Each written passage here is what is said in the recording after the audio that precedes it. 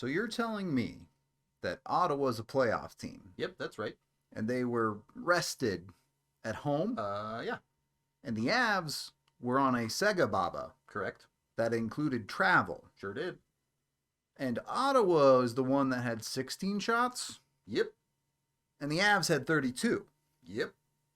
And the final score was 5-1 You got in it. the Avs' favor? I mean, that seems pretty good to me.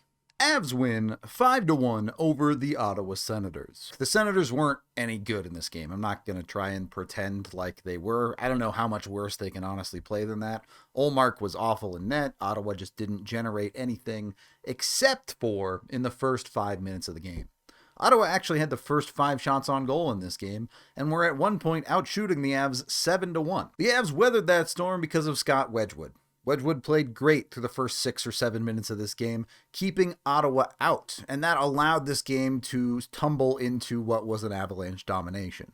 So while Wedgwood's workload really wasn't that big and there was not a whole lot of meaningful saves outside of those first 7 minutes, he still did his job and gave the Avs the chance to run away with this game, which the Avs would take. You know, the Avs top line has not been producing to the level they're capable of as of late, so it's no big surprise when Nathan MacKinnon is the first guy to get on the board. Ottawa makes a mess of the neutral zone here, which allows the Avs to stop the play at the blue line because Devon Taves has a fantastic stick. Makar is able to collect it and get it to Druin. Druin's able to gain the blue line for the Avs, and Nathan MacKinnon's able to jump up in the play, and then the Halifax homie connection comes in.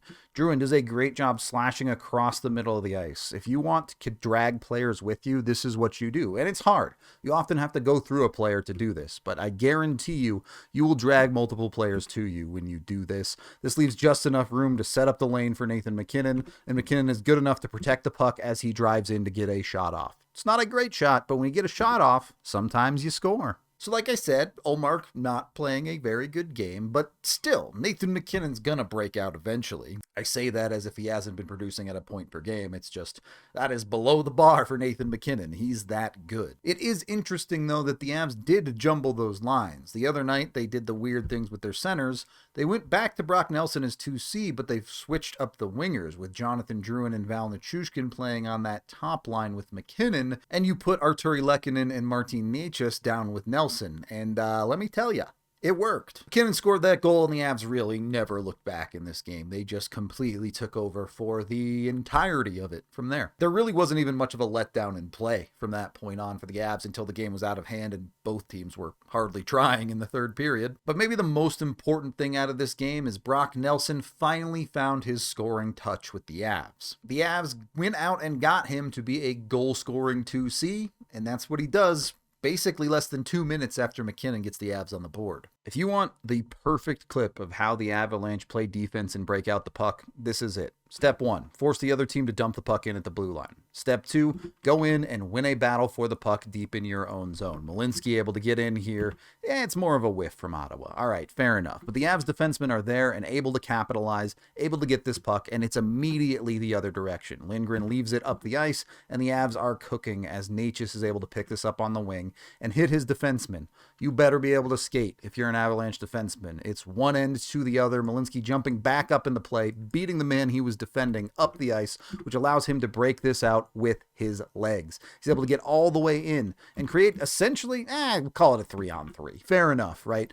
But Malinsky's able to jump in, and Nelson beats his man up the ice. So it's not an easy pass, but a slip pass to Nelson undefended. All you have to do is beat one guy instead of two, and it's a clean opportunity for Nelson, who finishes it nicely. It's a nice finish from Nelson, but it's really great work from Sam Malinsky, who has had himself a bunch of good games since the trade deadline. It's great to see Malinsky breaking out. There were some stretches this year where it was pretty tough for him, but he's once again proving that once he can raise his floor, he should be in the lineup every night. With Sam Girard out day-to-day right now, honestly, you didn't really miss him in this game. And I'm one of the bigger Sam Girard defenders, but with Malinsky playing like that, the Avs kind of just cruised right along. On Nelson's front, I do think that goal matters. I don't know that it had gone long enough to really say there was a monkey on his back, but getting that first one, everybody kind of breathes. Everybody knows that this can work, and you can see that it does as Nelson would score again a little bit later. So your top six gives you 2 5-on-5 goals. That is A1 territory, and while the Avs do score 5, it felt like the third goal may well have put Ottawa away, as the Avs are able to convert on the power play too. Check this out. First of all, the Avs won the faceoff on the power play, so that's impressive. But as they're getting set up, a cool little play pans out here. MacKinnon is the center, so he slides off the dot to the bumper spot, while Nate just comes over to the near wall instead of MacKinnon, who we usually see play over here. Nate just has done this some, and we've seen MacKinnon move around the power play a little bit.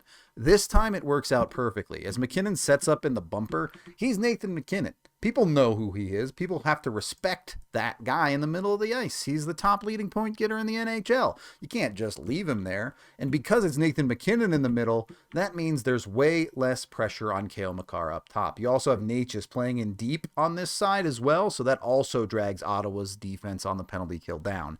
And that is an ocean for Cale Makar to play in.